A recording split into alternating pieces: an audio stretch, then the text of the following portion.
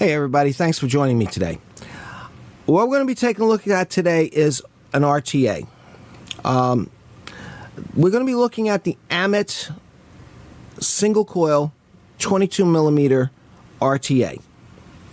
Now, when this first came out, everybody and his brother was like bashing this tank because it had design features from 3, 4, or 5 different other tanks. Basically, it had the offset posts that the Merlin came out with. It was using wicking style that was very reminiscent of a K-Fun 4, K-Fun 5. It had the airflow, the bottom airflow and the side airflow that the Faro tank had pretty much pioneered. And it has a couple of other aspects to its design that are reminiscent and basically were pioneered by other tanks. Now, I'm of the school of thought that if it's a good idea and it's not patented, then it's out there, it's available. As long as you don't do it exactly like the other guy does it. That's the thing about this tank. This tank doesn't do any one of those things exactly the way the other guy does it. They took the idea from 3 or 4 different tanks, put them together, and I think they came up with a pretty decent tank, but it's got a couple of little issues. So let's head on down to the build deck and take a look and see what we've got here, and let's see what this little girl's like. Okay? See you down below decks.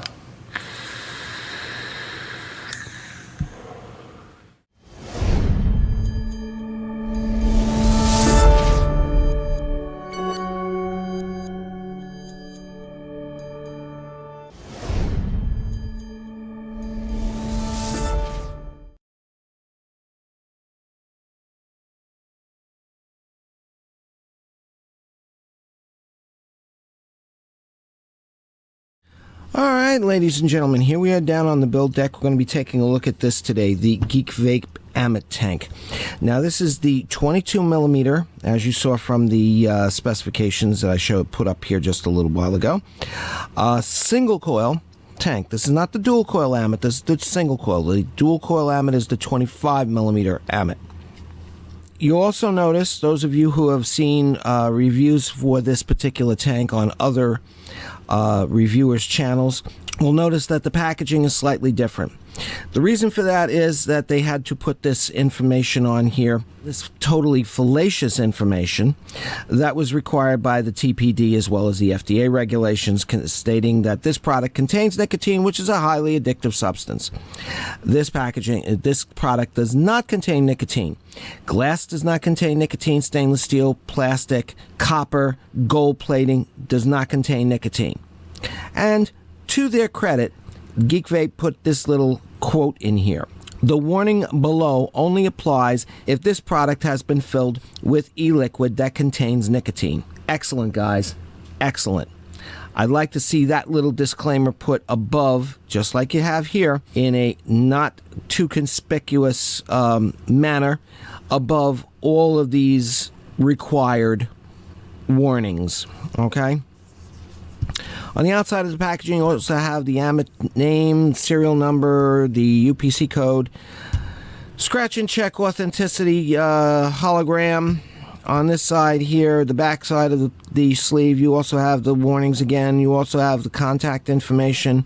And on this side, you have Geek Vape. Now, let's get this thing out of this sleeve here. Get the sleeve out of the way. And in here you have a nice plastic clamshell with the Geek Vape name embossed in there when it was made. On this side you have Geek Vape, like so. And then you have a brief description of the contents of the box. Let me hold this up here so you can get a good look at it, if the camera will focus in steadily on it. Let me see if I can get it to... Of course not. Alright, well, for a second there it had it. So, Geek Vape on that side, Ammit on that side, Geek Vape, Ammit. Okay, let's open this thing up. Inside, we have the star of our show today. I'm going to put that to one side. Extra silica glass for the tank. in the bottom here underneath of the sponge cover. You'll also find your spare parts bag with the T connector on here. Extra grub screws. Now these are Phillips head grub screws. They are not hex head or flat heads. Different colored O-rings in there. You also find a user's manual, which is fully illustrated and richly illustrated, I might add. And it comes in several languages: English, German, Spanish, French, Italian, Russian, Danish, and Dutch too. Okay, so there's quite a few different languages in here. All right, so we'll put all this in there. Oh, one other thing. Another difference between this and the early versions is that the early versions came with Clapton coils in here with this. The later versions, these TPD compliant versions, do not have the coils in there. Don't you just love the TPD? Yeah, right. Not. But hey, what can we say? Okay, let's take a look at the tank here. Hopefully you'll be able to see this. Let me hold this up here a little bit higher. See if I can get this thing to focus in. Hold on a second. Let me take this thing off of autofocus. And if I can get the dialog box out of the way so I can see what I'm looking at here. Okay, there we go. All right, so as you can see, it has the Ammit name right here on the atomization chamber housing. Also has their little dragon logo on here. It says Geek Vape up here on top of the fill cap. The 510 connector is that a 510 connector. As you can see, it is also double O-ringed on here. Now, let me try and keep this on camera here. All right. Oh boy, you're not going to be able to see this too well today. I'm so sorry about this. I have been trying to get this camera set up here to work properly, and I've also been doing some work on the audio. So if my audio sounds totally different, then you'll understand why, because it is. On the bottom, you have the Ammit name, and you have a serial number, black, designed by Geek Vape. This 510 pin is a brass, I believe it is, gold-plated 510 pin. It is fully adjustable. You also notice that it is not painted or anodized in any way on the threading here, which means that you'll have a very good contact for the coils inside. Here at the bottom we have a click stop airflow adjustment from fully closed to fully open in approximately 25% grades. So you have 0, 25, 50, 75, 100% open. You fill the tank by opening this up here at the top. You have two very large kidney shaped fill holes in there. You can see them in there. Yeah, this is really dark today. I am so sorry about this. You can fully disassemble this tank. Whoa! As you can see, it only takes one or two little turns of the threads here for this to come off, but it does stay on nice and solid. You have O-rings all over the place. You have O-rings for the glass here. You have O-rings here to seal the keep the juice from getting into your chimney so that you won't be vaping juice. You have the atomization chamber, which also has a juice flow control, as you can see there. Right there is fully open juice, fully closed juice. Now, there's one thing I'm going to say about that in a minute or two. We'll get back to that. And you have your O-ring down here for the bottom of the glass, and we'll take the chamber off, and here is the deck. Now, this deck is, I've heard it described as a mashup or a conglomeration of a number of different types of tanks that are out there. Now, yeah, they all are. But this here, the offset post, where it's not directly in the center, that's kind of reminiscent of the Merlin tanks.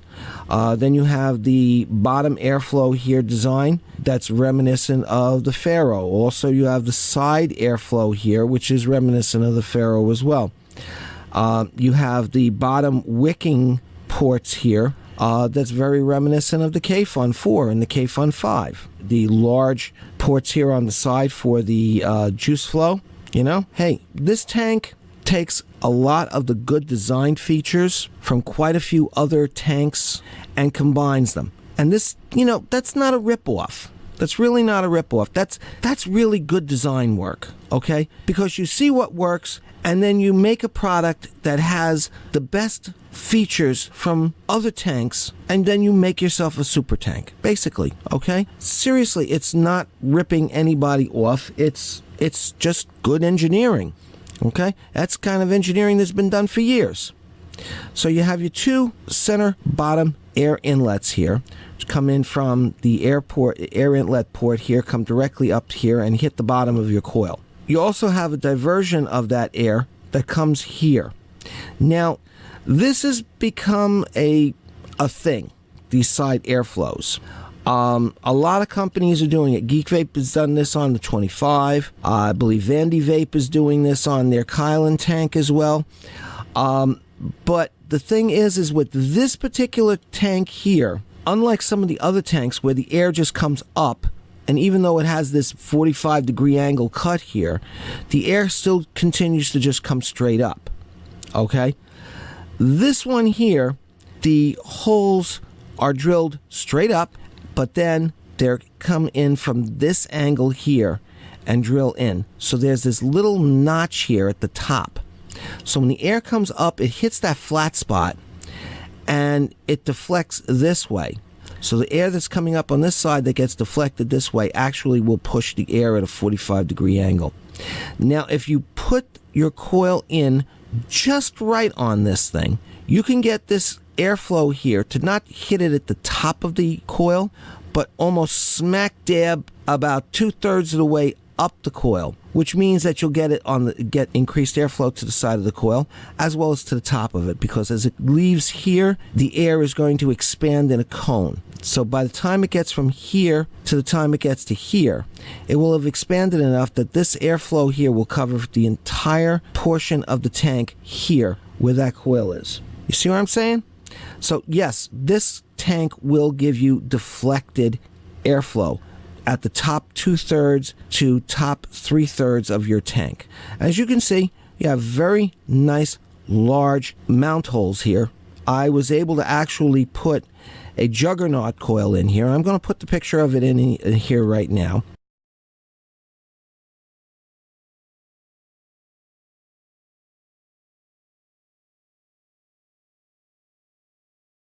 And as you can see from that picture, that juggernaut coil is mounted in here. And it worked very well. And as you can see, it had plenty of room to sock it down nice and solid, basically. I'm sorry. It's been a crazy weekend. I'm barely here today, so I just want to get this thing out for you guys so that way you can see this video and get my ideas of what's going on here. All right? And this thing's going to be heavily edited anyway, so. All right, so back to what we're doing here. What we're going to do now is I'm going to get my... I'm going to move all this stuff off to one side here. I'm going to bring out my ohm meter. Oh, by the way, there was a gentleman from my VidMe channel who sent me a question about where he could get these USA ohm meters. I took a look around and I sent an email to the people who made this meter. It seems that this meter is now an extinct species. USA ohm meters is no longer making ohm meters, okay? Their only thing that they're making now is coiling accessories and some other stuff. So they're like I said, they're no longer making ohm meters. So if you want to get one of these things, you're going to have to look around in the secondary market. Otherwise, you're not going to get it, okay? I wish they would turn around and make their specifications available, and maybe even their file for the 3D printing of the case. It would be nice, so that way somebody else might be able to pick it up if they wanted to, or somebody who has a 3D printer might be able to make their own, make their own meter if they have the specifications and where to get the parts and who makes the parts and everything else. So, yeah. That would be really nice of them if they would do that, since they're no longer making this meter. Unless they decide that, unless they have plans of going back into the meter business in the near future, in which case I can understand them not wanting to reveal all their little trade secrets. So, yeah, I hope that answers your question, sir. I'm sorry, I don't even remember your name right now. It was a couple of days ago that I answered you, and I just got the information back yesterday. All right, so what we're going to do now is I'm going to be installing the coil. Now, as you saw what I was doing there, I was just taking my little Phillips head screwdriver and I was taking and loosening up these holes. Now, I prefer to use space coils. Spaced coils are so damn much easier, it's not even funny. All right? You don't have to glow them out if you don't want to. I suggest that you do, all except, of course, for nickel and titanium. If you're going to turn, nichrome, canthol, stainless steel, definitely glow them out if you want. For the simple reason that you're going to turn around, you'll be able to get off any manufacturing oils on there, any fingerprint oils that may have come from your hands while you're handling the wire, etc., etc. But with this space coil, I have 5 wraps of 0.50 Canthol A1 around a 3.5 millimeter mandrel. Just made the 6 wraps, spaced them out, kind of boinked them into place, then made sure that the wires leads coming out were all in the same plane. I hope that you can see that. I have not been paying attention to my monitor over here. I've been paying attention to what I'm doing. So if I've gone off camera here a couple of times, please excuse me. All right. So now I'm going to bring this up and I'm going to readjust the focus so that way we're going to be focusing here on the meter and what I'm doing here. Now in a second I'm going to zoom in on to what I'm doing here, so you'll be able to see a little bit closer. So what I'm going to do now is I'm going to zoom in, and as I do, I'm going to show you what I'm doing here. All right, so I'm going to take my coil. I just want to make sure I'm going in the right way here, and I'm going to insert the legs into the coil opening, and I'm going to position that right like so. I'm going to put it pretty much close up here to the, just maybe a little bit away from the post holes. Now you see, as I was doing that, and I bring that in here, you see the ohm meter coming to life. And as I move it away, that's one of the things I use, because now I know that it's making contact. I pull it away a little bit, and there we go. So now I'm going to sock down my screws here. Make sure that this is in position.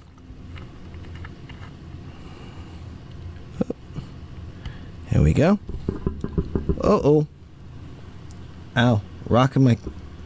Yeah, this is one of the things I was also working on, was the bill cam frame here. And, well, as you can see, I got the frame working right, but it's kind of wobbly. I don't know why it's gotten wobbly, but it has. It is a thing, and so we just have to deal with it. So I want to bring this out some, squish this in a little bit, so that way the coil is fully within the airflow of that 45 degrees and is pretty much over the center airflow. And yeah, I'll bring that out a little bit. There we go. And nicely centered.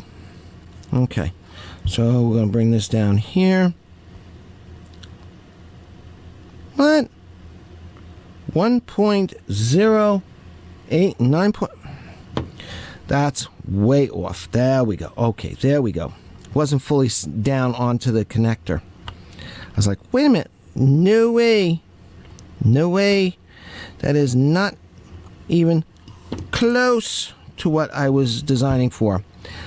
6.87, yeah, 6.07, yeah, 6.07. Okay, 6.1, 6.12. That's not bad. All right, so let me get my nippers here.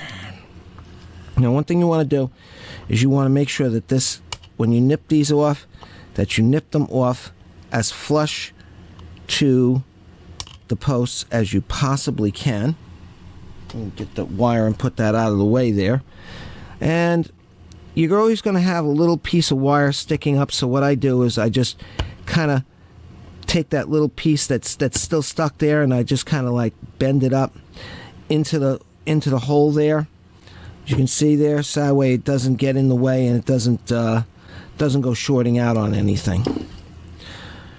All right, let's glow this. Let me just make sure that this is right where I want it.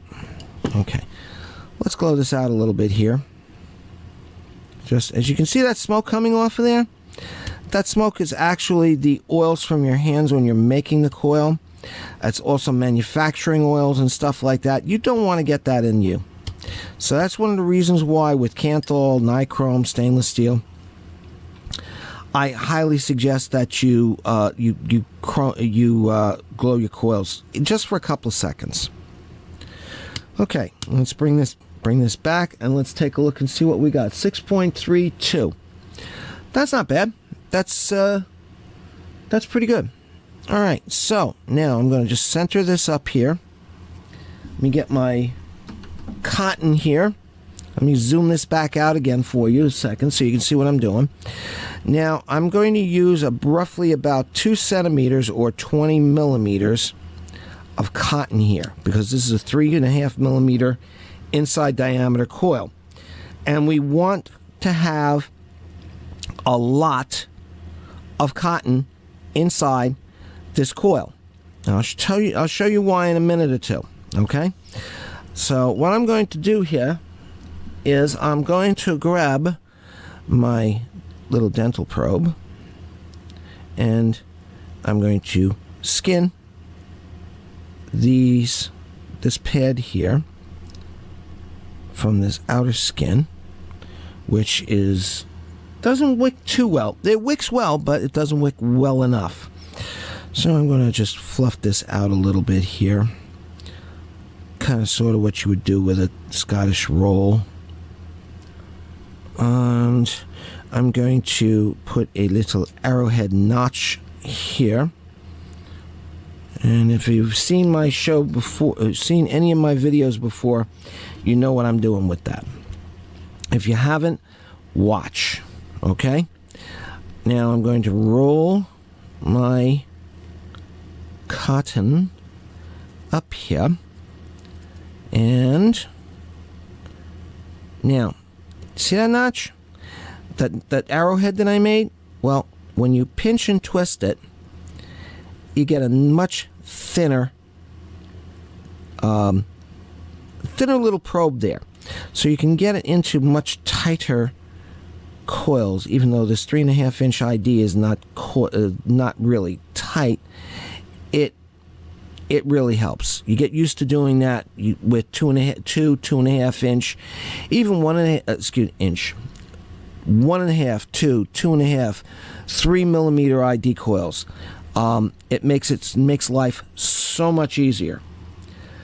Okay, now that we've got that in there, I'm going to cut away to a slide here that I got that's from courtesy of the Geek Vape website, showing you the exact positioning of where you're going to cut the cotton. So here we go.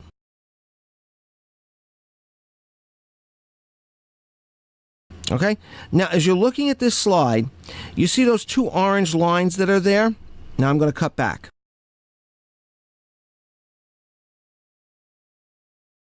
Those orange lines are where we're going to be cutting our cotton on here. And that aligns up with right there. See that, the threading here? This is the outside of the airflow. That's the threading for the bell housing. So we're going to put our scissors right there. Bring that over. And then we're going to snip it right there. And I'm just going to make sure that it didn't move out of register. It did slightly, so we're going to bring that out again. And just make sure we got a nice even one. We're going to take our scissors again, put it up against that threading, advance the scissors, and then just gently cut it.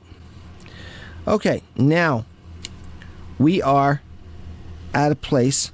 Now, Daniel over at DJ LSV Vapes suggests that you take and get something sharp and pointy and start raking your cotton and thinning it out. Yeah, some cases, and on a tank that I'm going to be doing a review on in another week or so. Yeah, definitely you want to do that, but not on this one, because this one has K-Fun 4, K-Fun 5 style of wicking here. What you want to do is you want to fluff up the ends of this cotton. You want to make sure that all of those compressed fibers, that when you just cut it, are all nice and fluffy and wicky. Oh, here, you might be able to see it. You see that little white line that's there? Well, maybe you're not going to see it because of this thing is whiting out, but there's a white line here that occurs when you take your scissors and you snip the cotton. It compresses those fibers, and you want to take and you want to fluff those compressed fibers up, so that way they're all nice and fluffy, just like that over there. Okay, just like that. All right, and you want to make sure that they're all nice and fluffy and everything else. Now, next thing you're going to do is you're going to take your nice pointy tweezers, and you're going to take it, grab it like so, and you're going to tweeze down on it, and you're going to push it into place like this. Basically what you're doing is you're just placing the cotton, so that way the ends, this end here, these fiber ends, are just touching the bottom of that juice well. Okay? And there is my... Hello. Where'd you go? Where'd you go? There it is. Okay, this is where I like my dental probe, especially this one here. Because what I do is I take my dental probe and I gently push down in here like this. Okay? And I move it back and forth, so that way the fibers are just touching it. Because when you push that in, sometimes the fibers go nick like that, kind of get a little hook on them. If that happens, you could wind up having an issue. Dry hit city. Okay, so by taking this and putting my hook in here like this, I can push that in, make sure that all those fibers are perfectly straight, and that when I take my thing and I kind of move it like this, okay, that little hook that's there will slide underneath of the ends of those fibers, and we'll make sure that those fibers are just ever so slightly brushing the base of that juice well. And I'm going to make sure that that goes in there.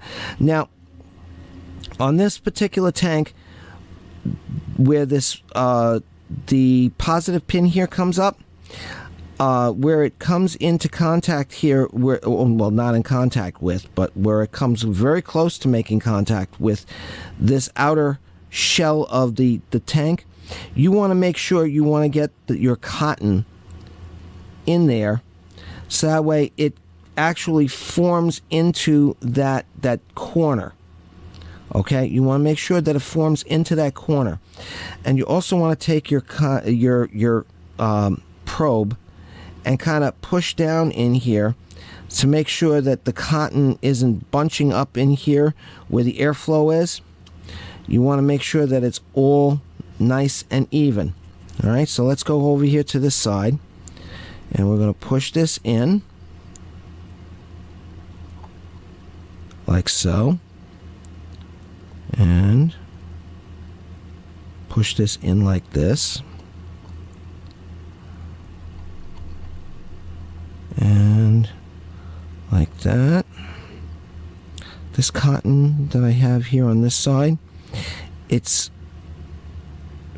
almost at the verge of being too long. Another millimeter and it would have been too long. This is just about right where you want it. Okay. I want to make sure that this is in place. You don't want these fibers twisting. You want them as straight as possible, because straight as possible will give you the fastest wicking that you can get on here. If there's a little bit of a twist, that means you're going to have a bear of a time. It's the juice will get up there. It'll eventually get up there, but it's going to take a while for it to get up there, which means you're going to have a slow wicking atomizer, and a slow wicking atomizer can lead very easily to a dry hit. Okay, so that's what you want to look at, like that. Okay, like so. All right, so we're going to put that down there now, like that.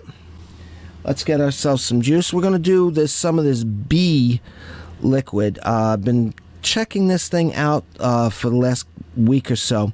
This is the Phil Basardo's strawberry pastry. I have about 20 milliliters of this left here, so we're going to try this out on here. I have been rocking this with my raspberry variant of goose juice during the testing period, because I'm very well aware of the flavor profile of the goose juice. So let's try this here and see how this works. All right.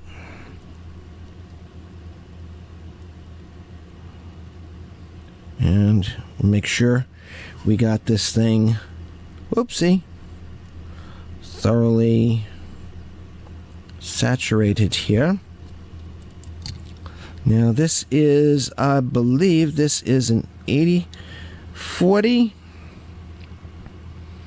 Let's see. He's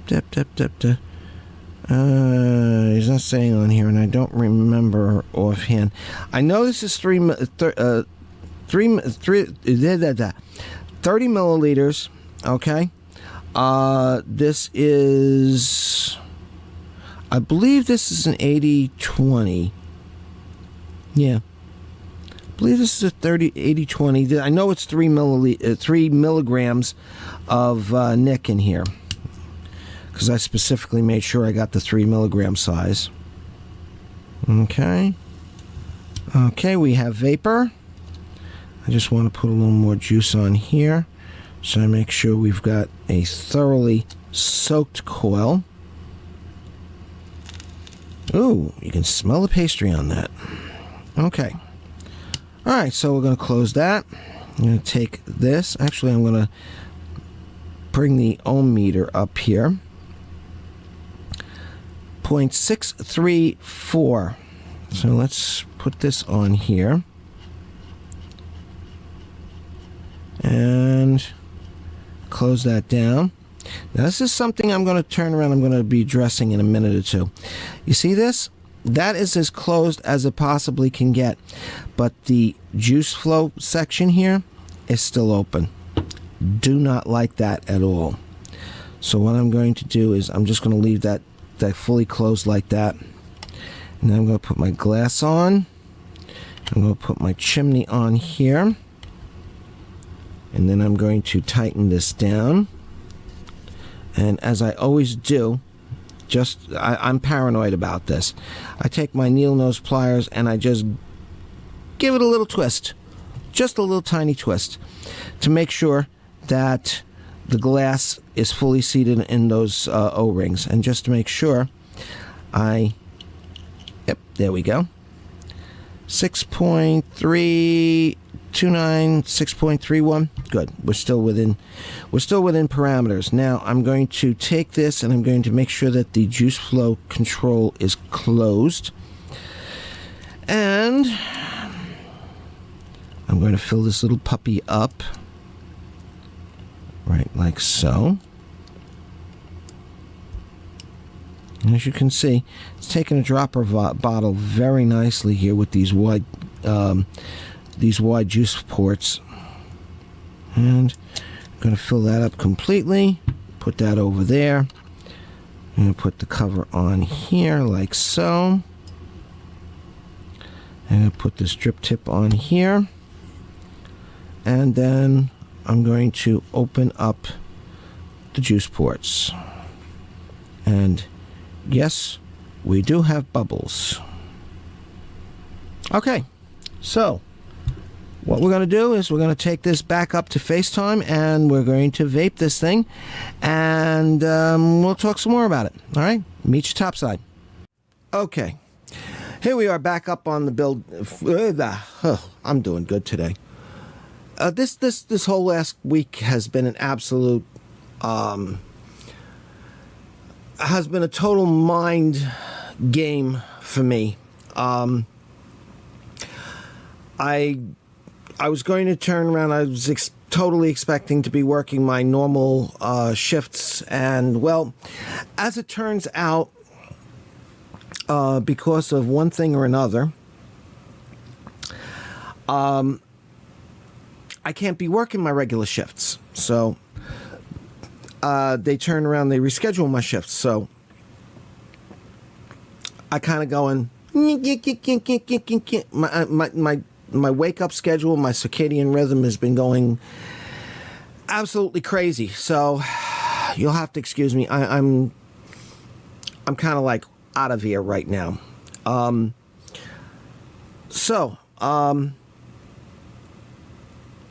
Just a little bit of explanation as to the reason why, if I sound like I'm a little more of a shall we say a zipperhead today than I normally am, you'll understand why. Okay, I'm still rocking my Aromamizer Supreme version 2 here with my raspberry goose juice. Just give me a second.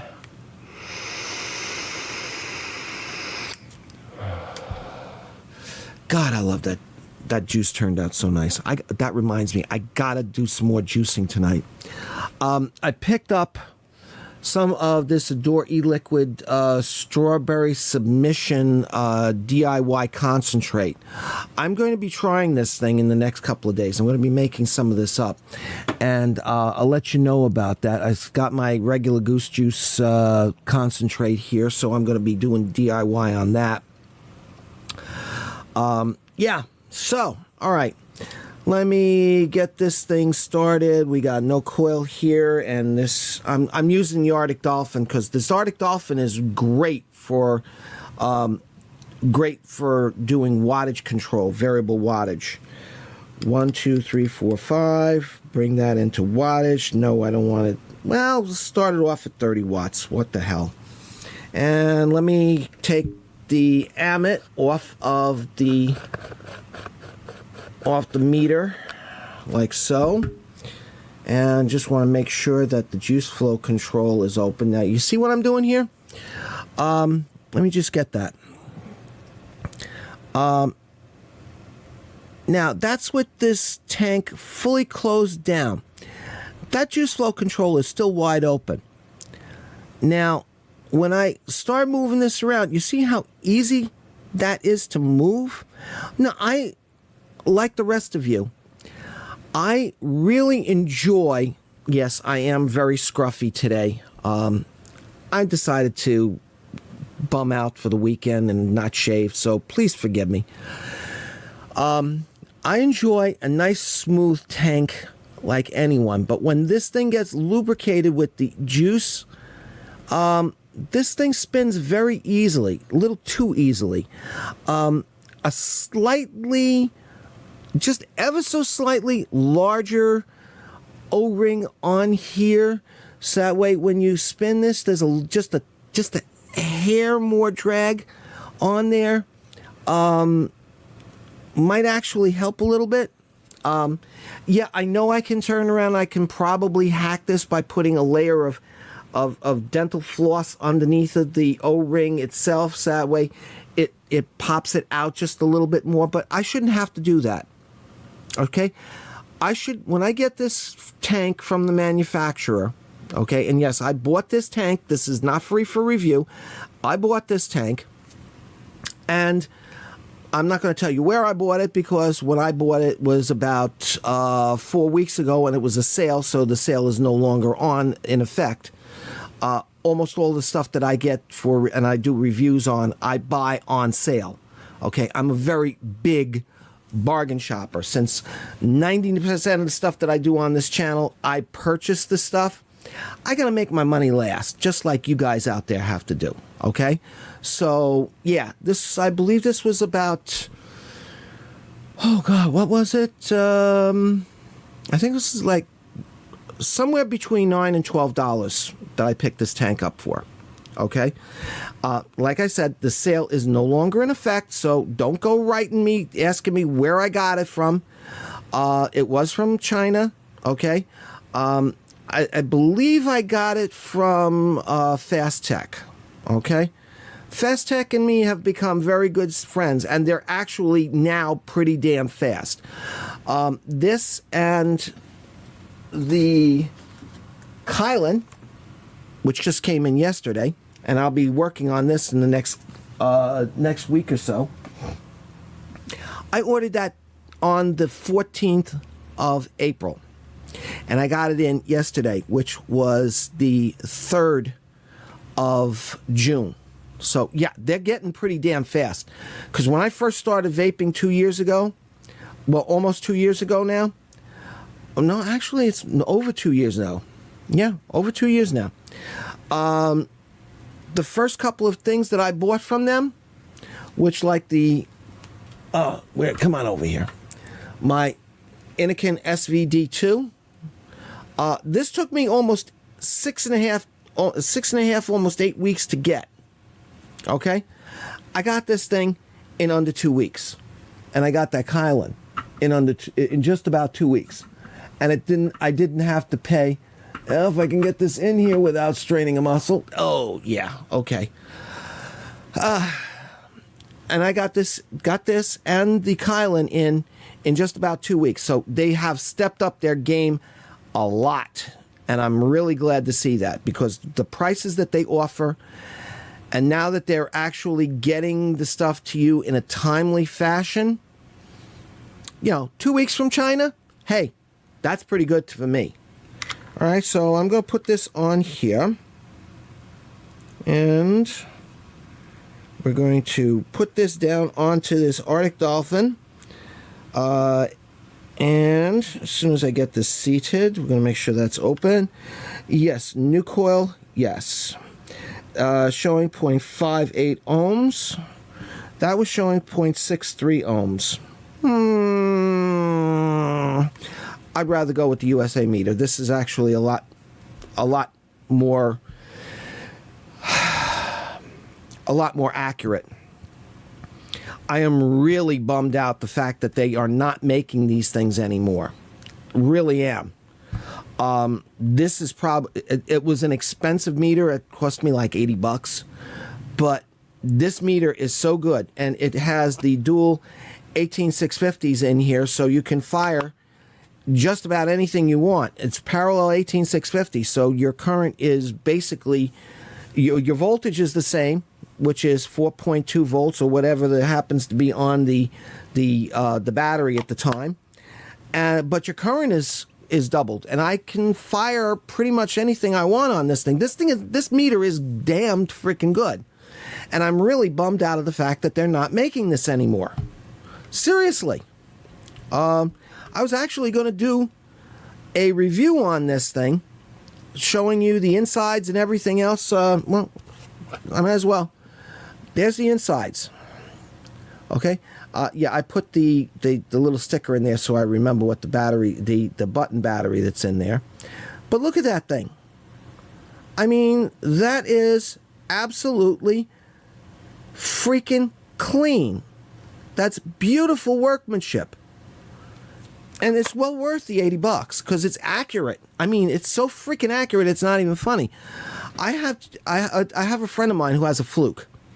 And I checked this out against the Fluke on a couple of loop coils that I made. This thing was within 1/100th of an ohm of the Fluke. And the Fluke is, if anybody knows about electronics, you know Fluke is pretty much nowadays the standard for DVMs. So yeah, this thing here I'm really bummed about. You hear me, USA ohm meters? I'm really bummed about it. Okay? If you're not going to be making these things anymore, do us a favor. Put up on your website your 3D printer file. So that way people can turn around and do it themselves. Tell us where you got the parts from. So that way people out there, if they want to make a meter like this and they have the capabilities with a 3D printer, they can make their own meters. Okay? If you're not going to be doing it anymore, could you please do us all a favor? Okay?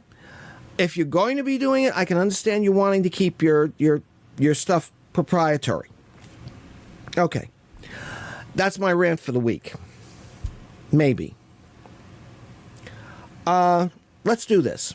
I got Phil Basardo strawberry pastry in here, 3 milligrams. 80/20 if I remember correctly. I have this thing set. Oh, no. 1, 2, 3, 4, 5. 30 watts. That's going to be coming up, by the way.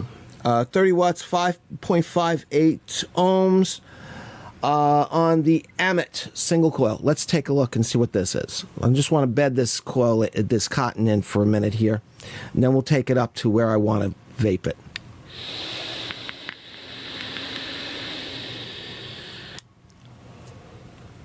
Ooh, that is nice.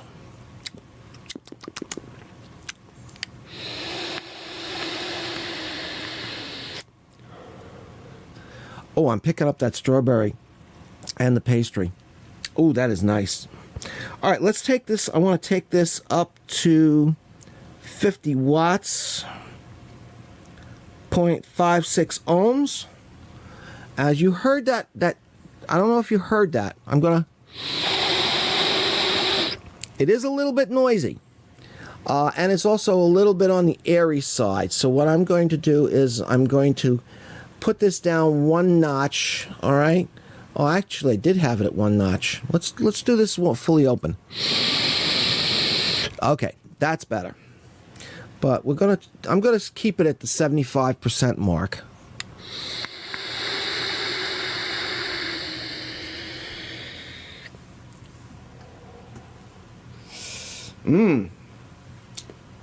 Wow, taste that strawberry and taste that pastry. All right. I'm going to boost this up. I'm going to take this up to 70 watts. There we go. 70 watts, 0.56 ohms. Let's see what we got.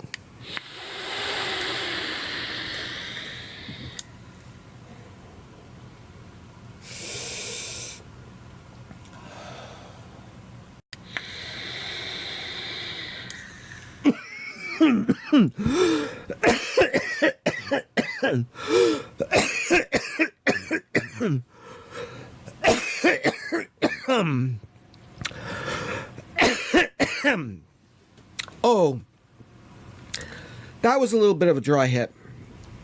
We're going to take this down to back down to 62 watts. And I'm going to close off that airflow. Yeah, I'm turning as red as my shirt is right now. Yes. Give me a second.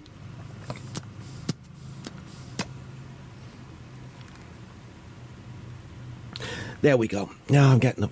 Ooh, can't see it. Just got a nice big bubble coming up there. Now... oh, excuse me. Excuse me, 1 second.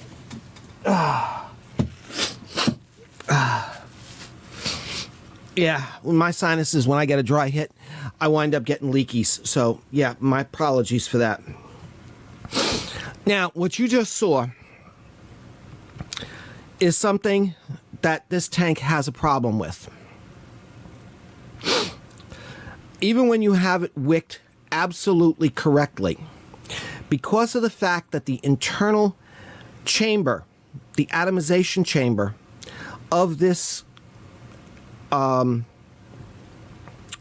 tank is as wide as it is, and the glass here is 23 millimeters. Well, the base is 22 millimeters. It leaves very little room, approximately only about a millimeter of space between this glass and the outside of that atomization chamber. Okay? I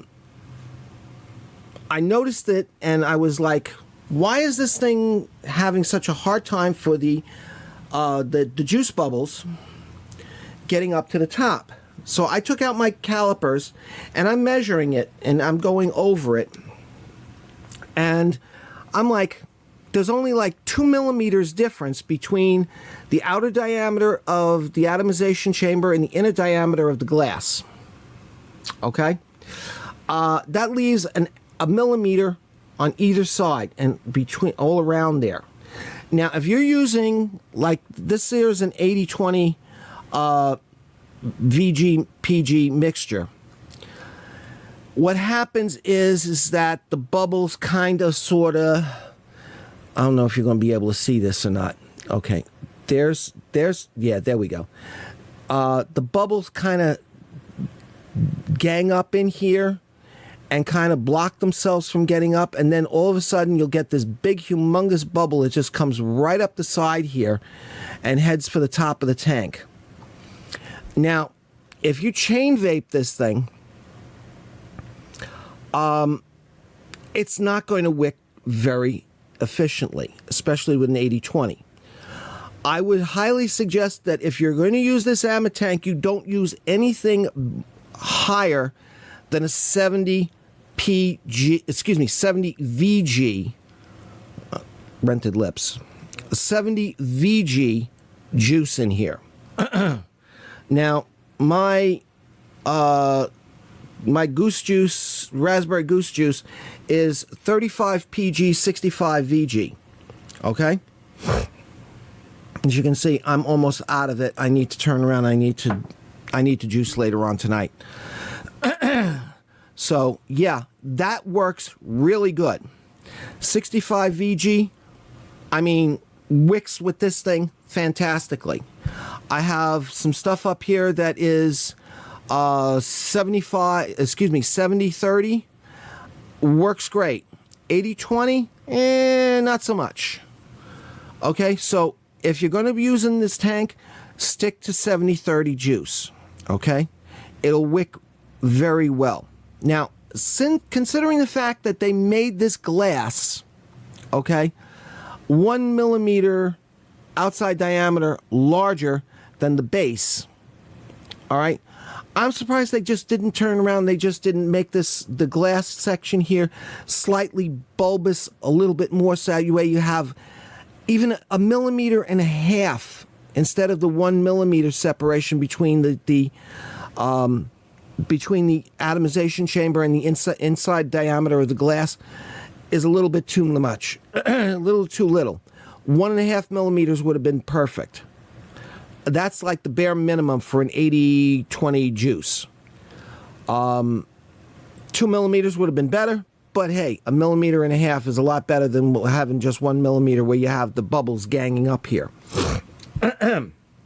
Excuse me. Remnants of that dry hit. So yeah, just be advised of that. And if you don't think that you think I'm kidding me, yeah, I'm doing good today. If you think I'm kidding you, go over to Dean the Vaping. Go over to Dean the Vaping Biker's channel. He did a review on this, and he actually broke out his digital calipers, and he showed you the exact things. Now, I have calipers here, but they're not digital. Okay, it's an older Japanese dial caliper that are extremely. This is a machinist calipers. I don't have a digital caliper, so it's really hard for me when I use these calipers, unless you know how to read them. It's hard for people to actually see it on screen.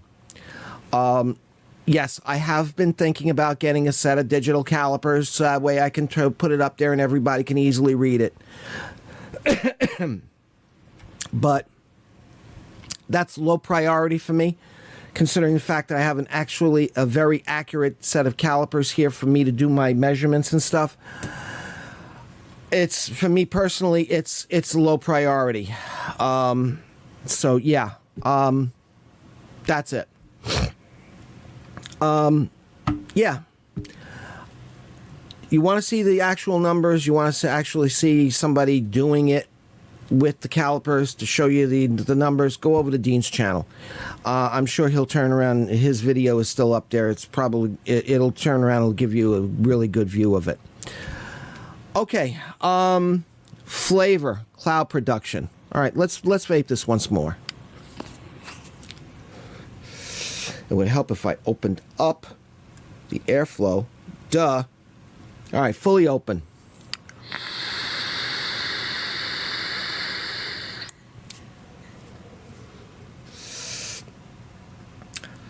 Cloud production is good. Flavor production on this thing is fantastic.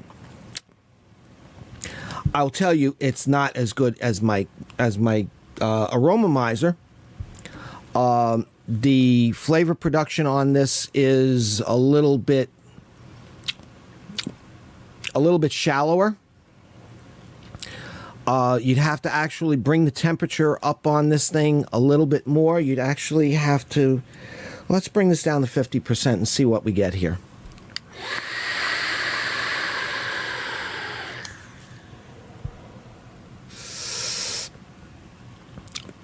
Okay, flavor is a little bit too much there.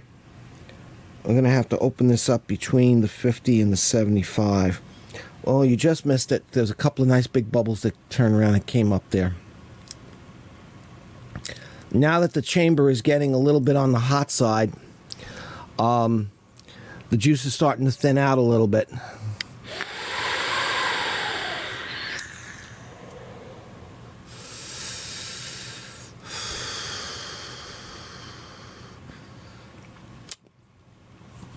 Yeah, the flavor is good.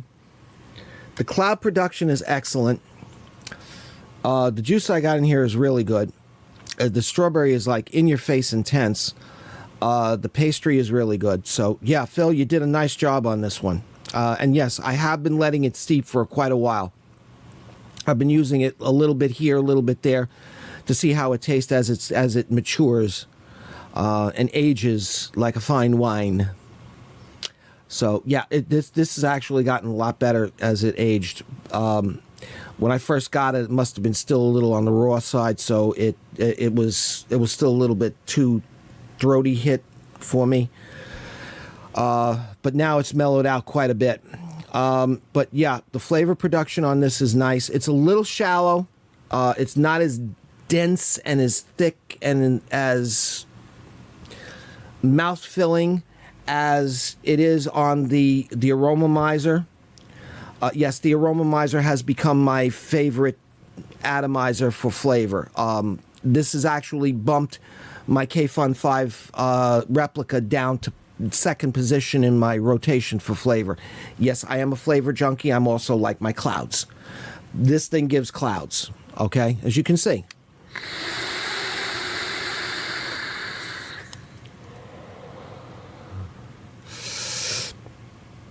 White out. Yeah. Sorry. Yes. Now, as to whether or not I would give this thing a recommendation, Yes, I would. For the price point that I got it at, it's absolutely fantastic. The cloud production is excellent. Flavor production is excellent. And if you look around, I'm sure you can find just as good a bargain on this thing as as I did. It's now been